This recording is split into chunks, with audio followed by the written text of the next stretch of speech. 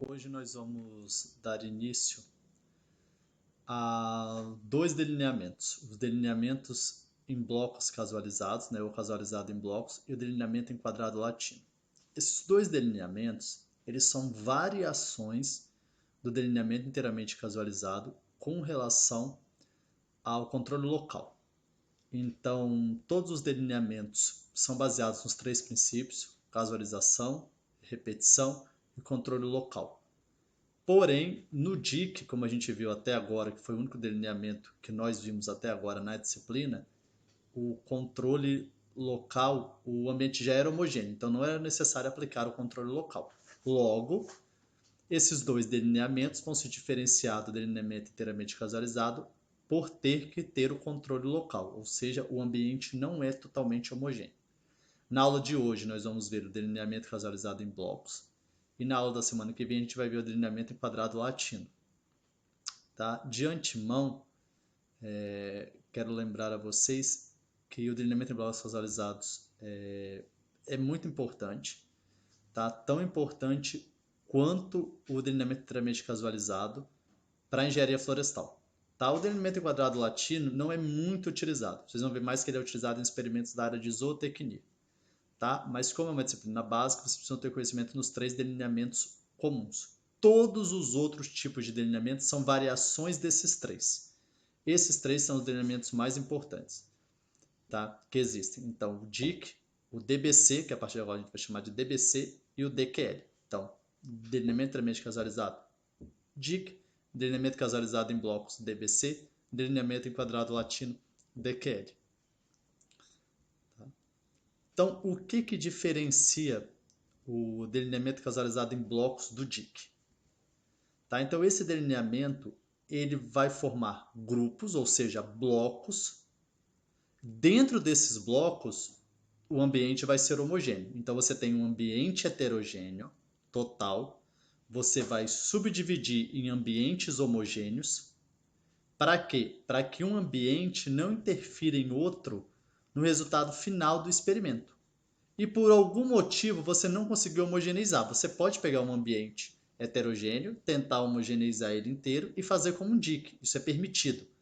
Mas se porventura, por algum processo, você não conseguiu transformar um ambiente heterogêneo em ambiente homogêneo, você vai ter que subdividir esse ambiente heterogêneo em subgrupos homogêneos, tá? E aí conseguir montar suas parcelas para assim montar o seu experimento.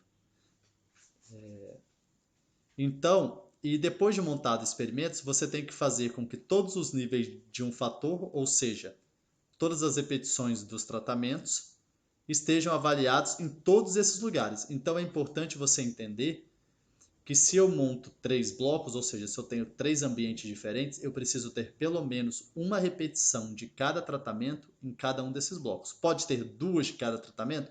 Pode, mas o mesmo número que você fizer, você tem que fazer para todo mundo. Então isso é importante. Então se você já reparar, repare no seguinte: o número de repetições de cada tratamento vai ser pelo menos o número de blocos. Tá? Então se eu tiver 3 blocos, eu vou ter 3 repetições por tratamento. Tá? Então isso é bem interessante de dizer. Mas o fundamental aqui é que você entenda isso. No DIC, sempre que o exercício estiver falando, alguma coisa falando, ele vai dizer que o ambiente é totalmente homogêneo. Quando o ambiente não for homogêneo, você vai ter um DBC ou você vai ter um DQL. Tá? Vou dar 2 exemplos, talvez para ficar mais tranquilo. Vamos fazer uma estimativa de produção de 3 variedades de pequi em terreno declivoso com 3 repetições cada. Por que 3 repetições? Você está vendo que aqui eu tenho vou plantar em pequi eu tenho então 3 curvas de nível que vocês viram lá na aula de solos, tá? Então, curva 1, curva 2 e curva 3. E eu preciso instalar uma variedade, tá vendo? Uma variedade, pelo menos uma repetição de cada variedade em cada curva de nível. Por quê? A tendência de uma curva de nível é o quê? Que eu tenha, vamos supor que chova, os nutrientes vão estar mais aqui do que aqui e aqui, vai ter lixiviação. Então, várias coisas vão interferir. Dessa forma, se porventura eu coloque, vamos supor, esse tratamento amarelo todo aqui embaixo e coloque esse cinza claro todo aqui em cima, o que pode acontecer? Pode acontecer desse aqui se desenvolver mais do que o outro. Lembra que a gente tinha lá do ambiente sistemático, aleatório? Por isso que você não pode colocar, você tem que ter essa casualização aqui dentro. Como que a gente faz a casualização no bloco? A gente vai colocar uma repetição de cada tratamento e vai fazer uma casualização entre eles. Pode ser que a casualização deu igual de um bloco para o outro? Pode, não tem problema nenhum. Mas você vai casualizar as repetições dos tratamentos dentro de cada curva de nível que passa a ser cada um dos nossos blocos. Por isso que eu disse, quantas repetições eu vou ter? Se eu colocar uma repetição de cada tratamento nesse experimento, eu tenho 3 repetições. Tá? Um outro experimento que a gente pode ter muito na engenharia florestal, lembra que eu falei? Algumas vezes a gente monta um experimento como esse daqui, então a gente tinha as curvas, colocou as plantas de pequi para avaliar a produção. A gente pode ter lugares onde o plantio já está pronto. Então nós temos estimativa volumétrica de plantio de eucalipto com 3 classes de sítios diferentes, utilizando 3 tipos de parcela. Então eu quero estimar o volume, tá, desse procedimento aqui. Então eu tenho sítio 1, sítio 2 e sítio 3. Vocês vão aprender lá em manejo, tá? Essa questão de sítio. Tá? É bem interessante de dizer isso. Tá? O sítio nada mais é do que uma técnica que a gente usa na engenharia florestal para determinar um ambiente que é melhor produtivo do que outro. E por que a gente tem que casualizar também as parcelas? Aqui é um experimento, a gente está fazendo parcela, né? A gente está fazendo parcela aqui entre eles, mas por quê? Se eu colocasse todas as parcelas no sítio 1, que geralmente é o sítio melhor, vai dar uma produção que vai superestimar. Imagina, você vai vender o que você não tem depois para entregar. E isso vai te dar um problema, porque você vai ter que comprar para você cumprir com sua obrigação. E aí vai ser muito mais caro, porque você vai comprar desesperado. A mesma coisa se eu colocar no sítio ruim 3, vai sobrar madeira. E eu vou ter que vendê-la barato do mesmo jeito. Então, por isso, esse processo aqui é importante. Tá? Então é interessante vocês entenderem isso. Eu vou ter sempre blocos. Dentro de cada bloco, tá? O ambiente vai ser totalmente homogêneo. Tá? Então, aqui dentro é homogêneo, aqui dentro é homogêneo, aqui dentro é homogêneo. E entre eles é diferente. Tá? A mesma coisa aqui. Aqui dentro é homogêneo, homogêneo, homogêneo e fora. Claro que, como a gente já disse, você vai evitar colocar parcelas na borda e todas essas questões que tem que ser levado em consideração lá da unidade 1. Tá? Mas o que eu queria deixar claro aqui para vocês é isso. Então, a partir de agora, eu vou ter um ambiente maior heterogêneo, eu vou subdividir em ambientes menores homogêneos e vou casualizar as repetições dos tratamentos dentro de cada bloco. Por isso que é delineamento casualizado em blocos. Vocês vão muito ver por aí delineamento em blocos casualizados. Não está errado, mundialmente é dito assim, mas se você parar para pensar, não é o bloco que é casualizado, o bloco é fixo geralmente. E o que são casualizados é as repetições dos tratamentos. Bem importante de tudo lembrar que não confundir os blocos com os tratamentos. Sempre o que vai ser analisado são os tratamentos. O bloco é apenas uma restrição causada no ambiente porque ele não é homogêneo. É só isso. Então pode avaliar, tá vendo? A estimativa da produção de 3 variedades de pequi. O que eu tô avaliando? As 3 variedades de pequi. O que eu estou avaliando aqui? A estimativa volumétrica de eucalipto, utilizando o que? 3 tipos de parcelas. Tá? Então, isso é o mais importante. Não é o mais importante você avaliar bloco. O bloco ele simplesmente está ali porque o ambiente não é homogêneo. Tá? Então tomem sempre cuidado com isso para não fazer a análise com relação ao bloco. Você sempre vai fazer a análise em relação ao tratamento. O bloco é apenas uma medida restritiva do ambiente, para que um tratamento em relação ao outro não se beneficie de alguma forma. Então, no delineamento causalizado em blocos, a distribuição ao acaso dos níveis do fator em estudos das unidades experimentais sofre a restrição de ser feita dentro de cada bloco, como eu acabei de explicar. Portanto, o DBC faz os usos dos três princípios: repetição, causalização e controle local. Então, aqui a gente tem que aplicar o controle local. Em experimentos instalados segundo o DBC, espera-se que as condições ambientais de um bloco sejam diferentes das condições experimentais do outro bloco e que haja homogeneidade dentro, é o que eu expliquei. Entre os blocos vai ser diferente, por isso eu criei essa restrição, mas dentro de cada bloco tem que ser o mais homogêneo possível. A instalação do experimento no DBC, quando mesmo não é necessário, pode implicar na perda de eficiência do experimento, pois quando se instala um experimento no DBC com J blocos, lembra? I, tratamento, J, repetição. Aqui a gente vai trabalhar com I, tratamento e J, bloco. Afinal, bloco é igual a repetição. Quando o DIC seria suficiente, são perdidos J menos 1 grau de liberdade. Vocês vão entender lá. Então, o que acontece? Você tem que ter muita certeza que o experimento que você está fazendo precisa ser instalado em DBC. Se o experimento era um DIC e você instalou em DBC, você não pode voltar e analisar ele em DIC. Se você instalou em DBC, você vai analisar em DBC, mesmo que você perca eficiência, pois na verdade você teria que ter instalado o experimento em DIC. Tá? Então, tomar cuidado com essas questões aí. Tá? Tenha muita certeza do que você está fazendo. Veja se o ambiente mesmo é homogêneo. Como que você faz para verificar isso? Quando você tem um experimento montado, é mais simples. Você consegue ver que uma planta cresceu mais e média cresceu menos do que a outra. Então você vai tendo uma noção disso. Quando você faz um experimento montado, aí você tem que ter certeza de que o terreno é declivoso bastante, que chove muito na época, que vai lixiviar, que as condições de fertilidade do solo não são as mesmas entre. Então, tudo isso tem que ser avaliado. Tá? No DBC, o número de graus de liberdade para o resíduo é menor, ou seja, porque parte do grau de liberdade do resíduo eu vou jogar para grau de bloco. Ou seja, eu já estou dizendo que parte. Lembra que o resíduo é o erro que acontece dentro das repetições do mesmo tratamento. Mas só que no DBC eu já sei que essa diferença que vai acontecer entre as repetições do mesmo tratamento é porque elas estão em blocos diferentes e esses blocos vão interferir no resultado. Logo, da onde eu vou tirar o grau de liberdade do bloco? Eu vou tirar do resíduo.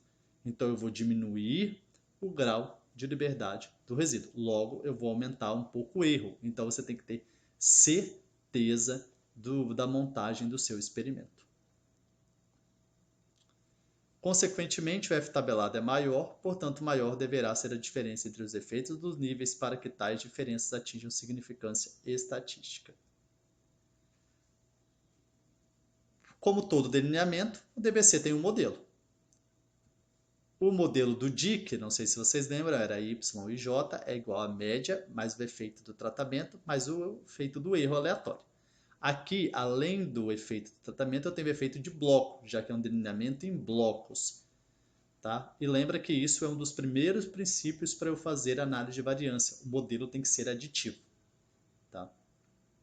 Daqui para frente na disciplina, a gente também teria que fazer, para fazer uma nova, fazer teste de Bartlett, como na vida real, e Shapiro-Wilk. Mas a partir de agora, eu sempre vou passar experimentos para vocês que os erros seguem distribuição normal e as variâncias entre os tratamentos são homogêneas. Então, nos exercícios de DBC sempre vai ser dito isso.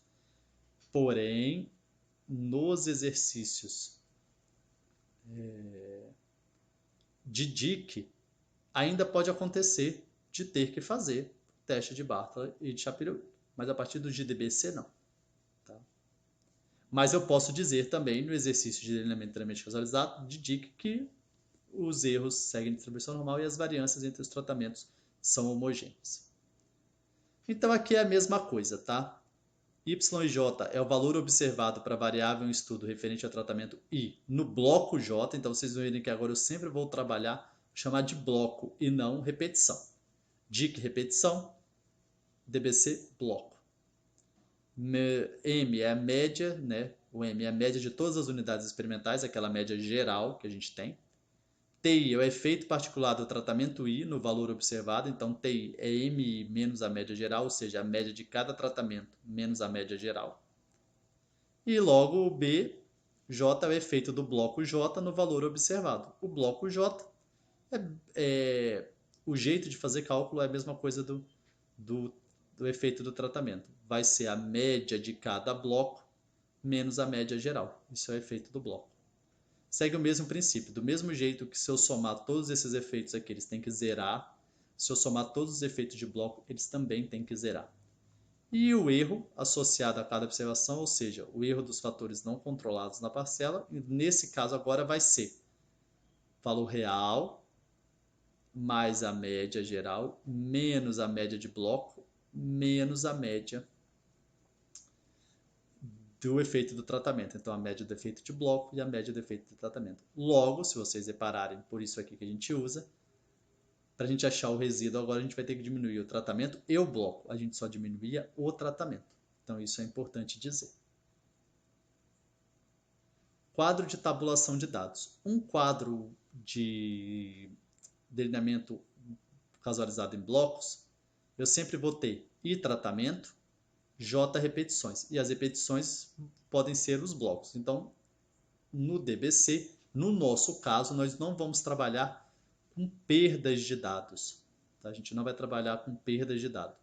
Então, a gente sempre vai ter o mesmo número de tratamentos, o mesmo número de repetições por tratamento. A gente não vai trabalhar com o caso da parcela perdida, que quase não usa, não é muito utilizado. Tá? Então, a gente tem os blocos aqui, bloco 1, 2, J, tratamento 1, 2 e aqui eu tenho os totais de bloco, que é somar uma repetição de cada tratamento, tá vendo? E do mesmo jeito, se eu somar todas as repetições em cada bloco daquele tratamento, eu tenho o total de tratamento. Então, não confundir, essa tabela não é obrigatória que fique assim, o tratamento pode ficar aqui, o bloco tem que ficar aqui. Então, você tome muito cuidado com o enunciado. O enunciado vai te dizer quem são os tratamentos e, obrigatoriamente, os que sobrarem, ou ele vai identificar para você quem são os blocos. Tome muito cuidado com isso, porque nunca vai ser dito para vocês se é um DIC ou se é um DBC. Isso é um dos princípios fundamentais da disciplina. Você tem que saber entender o que é um DIC, você tem que saber entender o que é um DBC, ok?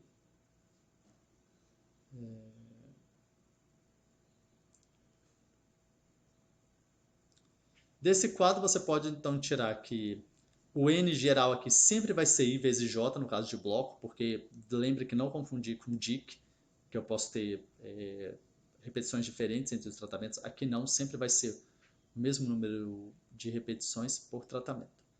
Tá? Então, o N vai ser I vezes J. O total geral pode ser o somatório de todos os elementos, o somatório dos totais de tratamento e o somatório dos totais de bloco. Total para o tratamento I é só somar todos, então se eu quiser o total do tratamento 1, é só eu somar a repetição dele que está no bloco 1, no bloco 2 e no bloco J, né?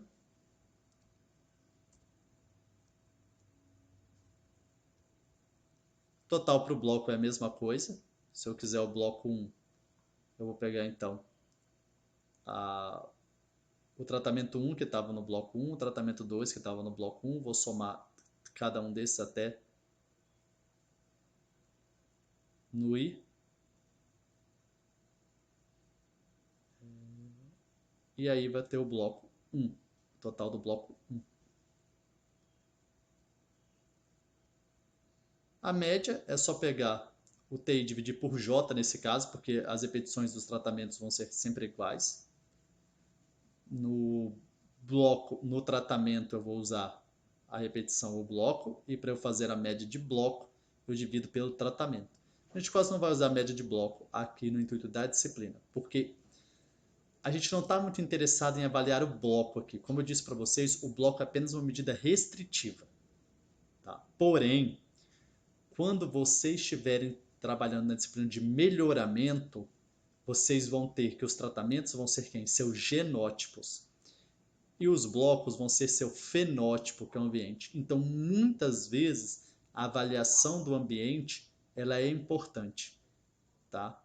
Então, aqui eu vou dar o básico, mas lá na disciplina de melhoramento, vocês vão ter essa parte que é bem importante, tá? Então, não é que os blocos não sejam importantes. O bloco não é importante para esse tipo de delineamento que a gente vai ver aqui na disciplina. Mas a forma de cálculo que vocês vão ver em melhoramento é a mesma. A diferença lá é que muitas vezes os fatores fenotípicos são tão importantes quanto os fatores genotípicos. Genótipo é o tratamento, fenótipo é o ambiente ou bloco. E a média geral é só dividir o G I vezes J, da forma normal que a gente faz. Análise de variância para o DBC. Tá? Então, no delineamento causalizado em blocos, a variação total, ou seja, a variação existente entre todas as observações, é decomposta na variação devida à diferença entre os efeitos dos tratamentos, na variação devida à diferença entre os efeitos do bloco e na variação devida ao acaso ou resíduo. Então, o SQ total vai ser tratamento mais o bloco mais o resíduo. No DIC era tratamento mais resíduo. Logo, quando eu for calcular o resíduo, eu vou pegar o total e diminuir o tratamento menos o bloco. Então, tomem cuidado com isso. Então, vocês vão ver que não tem diferença nenhuma do quadro, o quadro é o mesmo.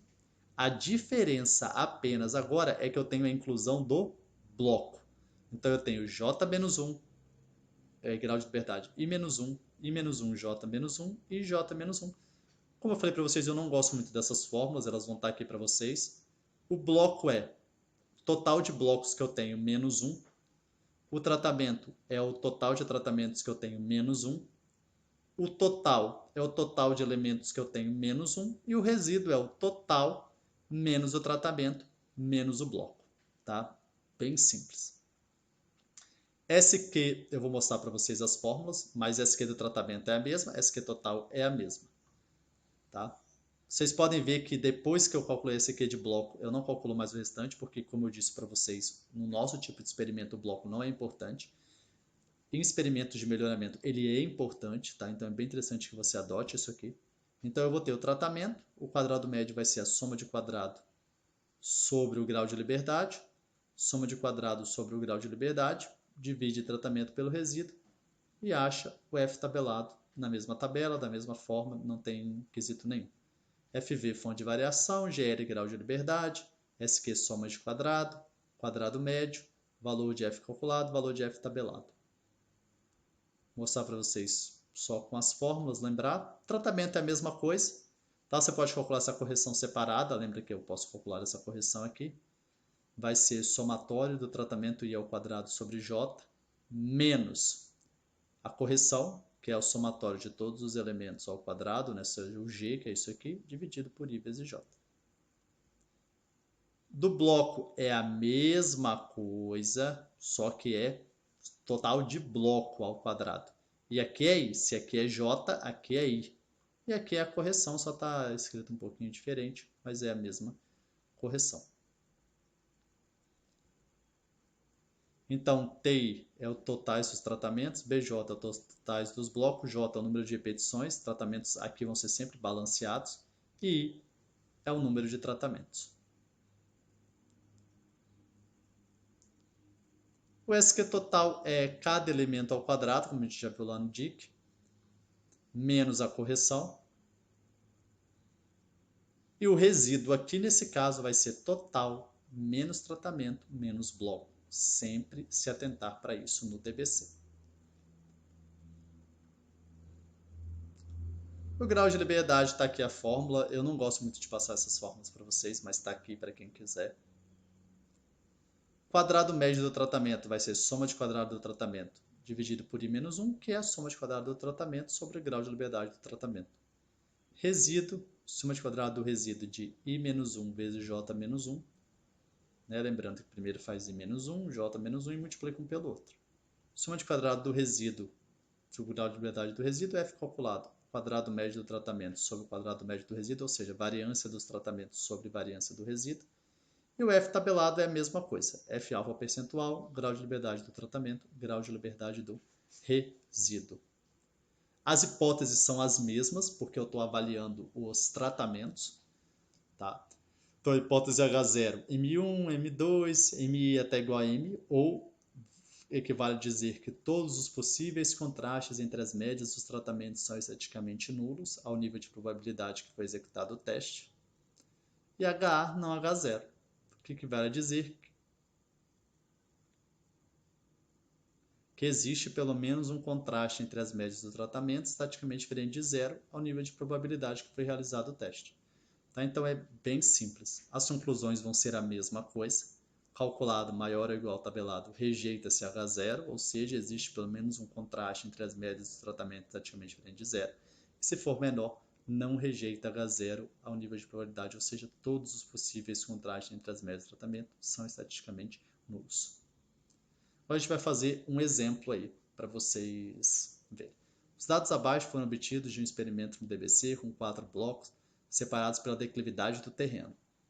Tá? Então eu tive 4 declividades diferentes. Os tratamentos foram 5 variedades de piquezeiro e o peso médio dos frutos em gramas é dado a seguir. Os erros seguem distribuição normal e as variâncias entre os tratamentos são homogêneas. Ok?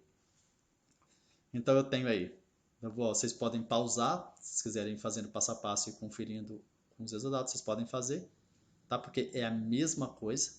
Então você tem aqui, ó, o tratamento aqui está nessa linha, tá? Se o tratamento está aqui, os blocos estão aqui. Por quê? Porque são 5 variedades de PQ, tá vendo? Então, 1, 2, 3, eu tenho 5 aqui? Não. Então, ó, 1, 2, 3, 4, 5. Aqui está o tratamento, ok? Esses 4 aqui são os blocos, ok?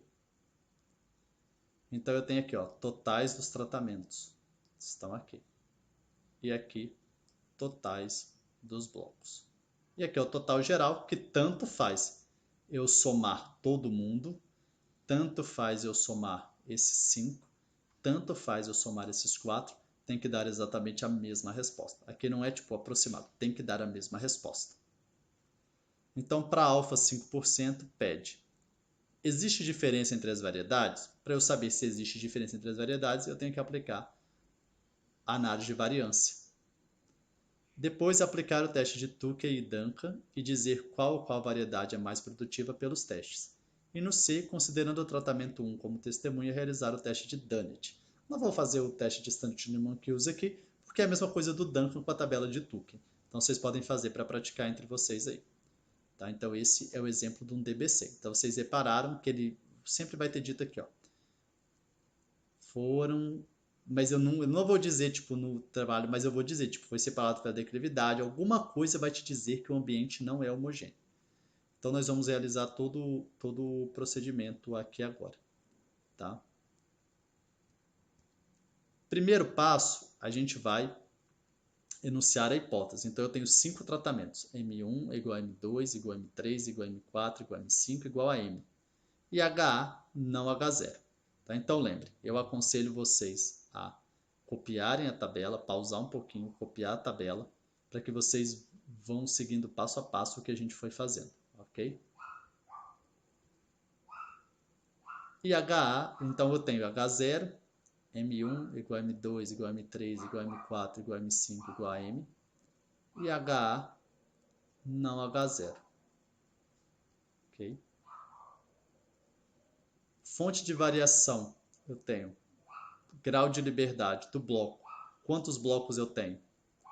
4. Então, qual é o grau de liberdade?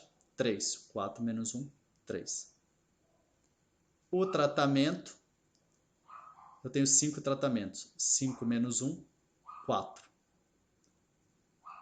Se eu tenho 5 tratamentos com 4 repetições, eu tenho 20 elementos. 20 menos 1, 19. 19 menos 4, 15, menos 3, 12. Então, grau de liberdade do resíduo, 12. Eu aconselho sempre fazer dessa forma, facilita.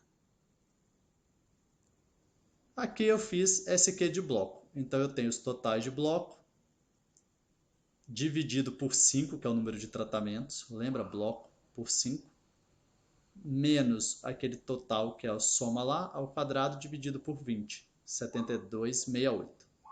O SQ do tratamento Eu tenho então os 5 tratamentos aqui, tá? Menos a correção. Lembra que eu posso fazer esse valor aqui como uma correção única? Igual 340,80. O SQ total, que é cada elemento ao quadrado, ok? Também menos a correção. E o SQ do resíduo é o total menos o bloco, menos o tratamento, menos o bloco. 177,59. Feito isso, eu vou colocar todos no quadro de análise de variância. Quadro aqui, ó. 72, 340, 177. A partir de agora, eu não preciso mais trabalhar com nada do bloco. Eu não preciso trabalhar mais com o total. Não vai me interferir em nada. Então, é interessante que você tenha isso em mente. Você montou em bloco, você vai ter que analisar ele em bloco. Montou em DIC, vai ter que analisar em DIC. Então, feito isso, eu vou fazer os quadrados médios, 340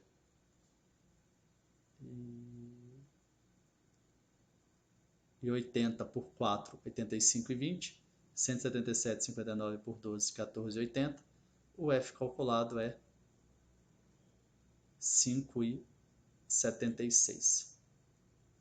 Ok? O F tabelado deu 3,26. Tá? Então, 5,76 e 3,26. Então, eu só vou fazer a conclusão. 5,76 maior que 3,26, rejeita-se H0 ao nível de 5% de probabilidade, ou seja, existe pelo menos um contraste entre as médias dos tratamentos estatisticamente diferente de zero. Ok, fiz isso, eu preciso fazer por algum teste de média para verificar ou não qual é que está variando. Lembrando o seguinte, os testes de médias, como eu já disse no próprio capítulo de teste de média, ele vai ser usado daqui para frente para tudo, menos no capítulo de regressão, mas no próximo também na unidade 7 ele vai ser utilizado. Então, não tem jeito de fugir. Tá? Entendam bem aqueles testes de comparações múltiplas. Feito isso, nós vamos fazer o teste de Tukey. Então, eu tenho a hipótese H0, MI é igual a MJ, HA, MI diferente de MJ, para I diferente de J. O Q, 005 de 5 e 12, então 4,51, peguei lá na tabela. O delta então vai ser 4 de meio de 1 quarto. Por que 1 quarto? Porque cada média dessa veio de 4 repetições, lembra disso. Esse daqui, quadrado médio do resíduo. Logo, o delta deu 8,68. Então, a gente vai começar a fazer a análise. Então, lembra, eu marco a primeira média.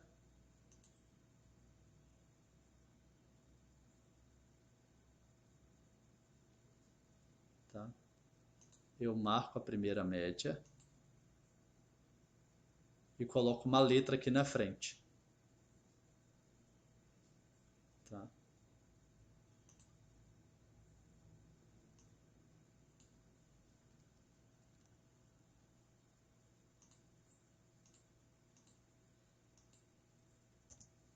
Então, 149,05 por 142,80 vai dar 7...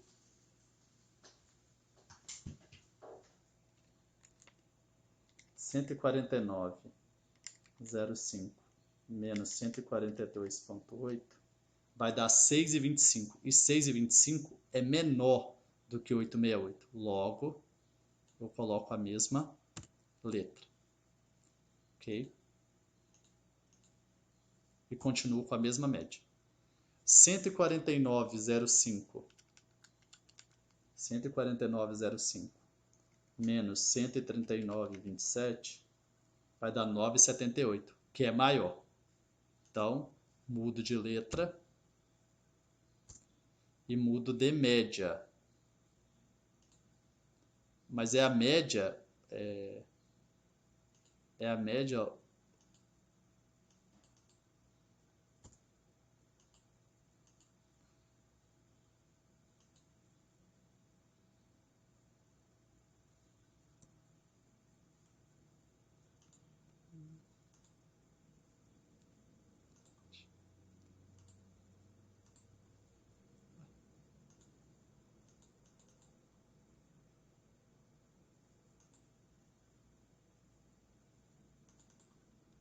Tá, não sei.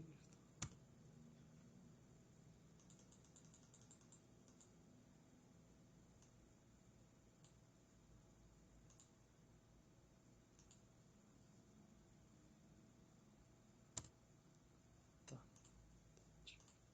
pera aí. Agora eu entendi o que eu fiz aqui. Vamos começar de novo aí, tá?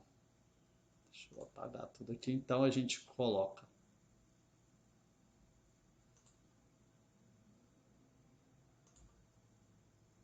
aqui a média, coloco uma letra, tá?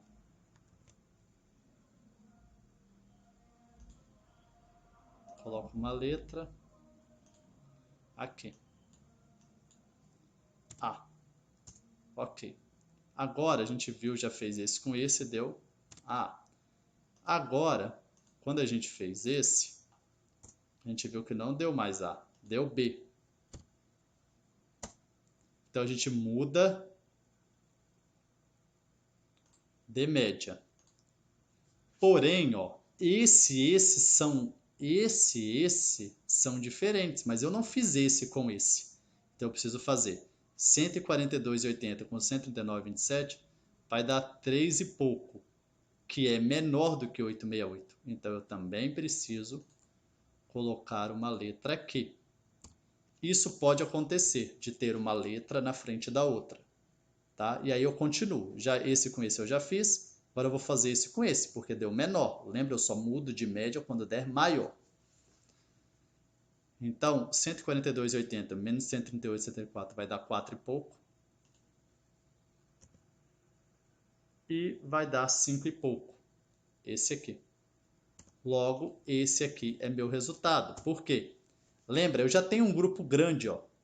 Não importa se M2 com M4 vai ser igual, ele já está aqui dentro desse grupo. Não importa se M3 com M vai ser igual, ele não tá, já está dentro do grupo. Então, neste caso, eu encerro o experimento aqui. Eu tenho esses dois e eu tenho esses quatro. Ah, professor, mas eu tenho esse A e B. Sim, isso vai acontecer algumas vezes no teste Tukey, no teste Duncan, vários vão acontecer isso. Mas tem o seguinte, você sempre vai ter que dar a resposta em relação ao melhor e em relação ao pior. Você nunca vai dar duas respostas. Como aqui a gente quer a melhor variedade, neste caso nosso aqui, a melhor variedade tanto faz ser essas duas, porque estatisticamente elas são iguais. Tá? Então, neste caso aqui, não tem muito discussão. Você sempre vai dar em relação a um ou em relação a outro. E no teste de Tukey vai acontecer isso. Na verdade, a maioria dos testes de comparações múltiplas pode acontecer de dar esse A, B aqui. Ok? Então, só para mostrar para vocês, então eu começaria com aquele A, 149 com 142 são iguais, 149 com 139 já é diferente, B, 142 com 139 é diferente, diferente. Então eu tenho isso daí. No fim eu digo que as médias seguidas de pelo menos uma letra não diferem entre si ao nível de 5% de probabilidade pelo teste de Tukey, e as variedades mais produtivas foram a 5 e a 1. Ah, mas aí qual de que eu vou plantar? Ou você mescla as duas, ou você faz outras avaliações, tipo avaliação econômica.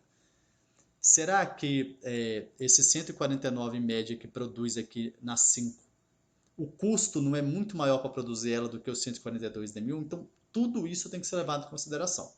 A estatística ela só vai dar o resultado cru, baseado no seu resposta final. Porém, a decisão de, no caso aqui, de plantar a 5 ou a 1, baseado no teste de Tukey, teria que levar outras considerações em relação a isso. Tá? É sempre interessante lembrar desse caso. A gente vai fazer o teste de Duncan, que também foi pedido. Lembrando que os resultados dos testes podem não dar os mesmos. Então, MI é igual a MJ, HA, MI diferente de MJ, para I diferente de J. Primeira parte que a gente tem que fazer o grupo 1. Lembrando que teste de Duncan pega os extremos e não duas a duas em sequência que a gente faz. Aqui, obrigatoriamente, as médias têm que estar em ordem decrescente, mas como eu já disse, para facilitar, faça todos em ordem decrescente. Tá? Então, eu tenho aqui o grupo de 5, né? Porque 1, 2, 3, 4, 5, entre o primeiro e o último eu tenho 5 médias, então 5 e 12, 3, 36. Fazendo o cálculo dá 6,46 e 149,05 mais 137,76 dá 11,29, que é significativo. Se é significativo, por enquanto, todo mundo aqui é diferente entre si. Então eu vou partir para um grupo menor. Fazer o grupo 2, que agora é 4 e 4. Então 4 eu tenho que fazer 5 com 3, que está aqui. E eu tenho que fazer, e aí sobrou 4. Para dar um grupo de 4 também, ó, 1, 2, 3, 4 tem que ser 1. 1 com 4. Então, feito isso dá 6,41, que dá 3,33, 4 e 12. Aqui vai dar 10,31, porém aqui deu 5,04, que é menor que 6,41. Logo, tá? Eu vou ter que unir todos por uma barra. Muito bem. Lembra? Grupo grande não ganha de grupo pequeno. Então, eu não preciso mais analisar M1 com M2, M1 com M3, M2 com M4, M1 com M2, M2 com M3, M3 com M4. Eu preciso só analisar M5 com M2, por quê? Lembra que pode dar aquele AB igual aconteceu no Tukey? E o 5 com 1. Então, eu vou fazer o grupo 3 e o grupo 4 só para avaliar. Por que eu não vou fazer o grupo 5? Porque lembra, eu preciso ter duas médias pelo menos para fazer um contraste. Então sempre vai ser o número de média, o número de grupos vai ser o número de médias que eu tenho menos 1. Se eu tenho 5 médias, eu vou ter 4 grupos. Então tá aqui a resposta que a gente tinha no anterior. O grupo 3. Minha carinha ficou aqui na frente. Mas dá 6 e pouquinho aqui, tá? Vocês têm no slide aí de vocês. Então, o 9,78 deu maior que 6, sem comparação. Então não precisa fazer nada, porque aqui eu só uno com a barra quando deu menor, porque foi 5 com 2. E agora eu vou fazer o grupo 4, que é o 5 com 1.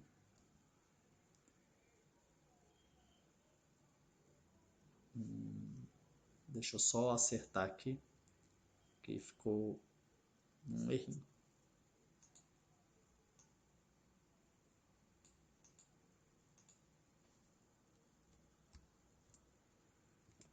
5 com 1. 5 com 1, tá? E dá 6,25, que também é maior que 5,92. Então também não uniu, esse é o resultado final. As médias unidas por uma mesma barra não diferem entre si ao nível de 5% de probabilidade pelo teste de Duncan. A variedade mais produtiva pelo Duncan é o 5. Mas lembra, o teste mais rigoroso é o Tukey. Tá? Então o Tukey não percebeu a diferença entre o 5 e 1. O Duncan já percebeu essa diferença entre o 5 e 1. Professor, qual é o mais correto? Aí fica a critério de cada um, mas para mim é o Tukey e aí você teria que avaliar outras condições para decidir. Tá?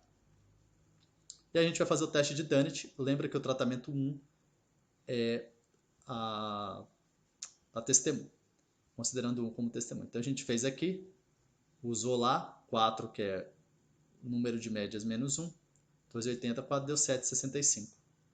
Nenhum diferiu, tá vendo? Ó, M5 com M1, M4 com M1, M3 com M1, M2 com M1. Aqui deu positivo, negativo mais módulo, negativo módulo, negativo módulo. Logo, nenhuma média dos demais tratamentos difere da testemunha ao nível de 5% de probabilidade pelo teste de Dunnett. Tá? Então o teste de Dunnett só serve para isso. A gente está analisando o experimento com testemunha. A gente colocou aqui um como testemunha para mostrar para vocês como faz o tratamento.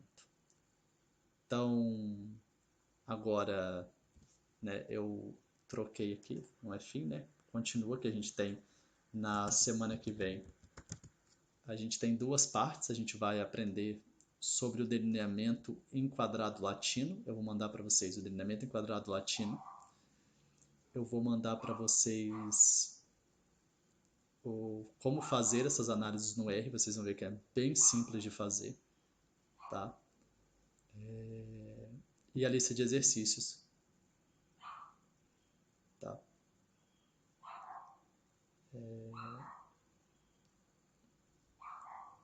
E aí, na próxima semana, a gente tem a avaliação da nossa disciplina. Não fiquem preocupados, tá? Que o que realmente eu não cobro DQL na avaliação, tá? É mais um contexto para vocês terem, então não se preocupem com isso, ok? A gente se vê aí na próxima semana. Bom estudo a todos.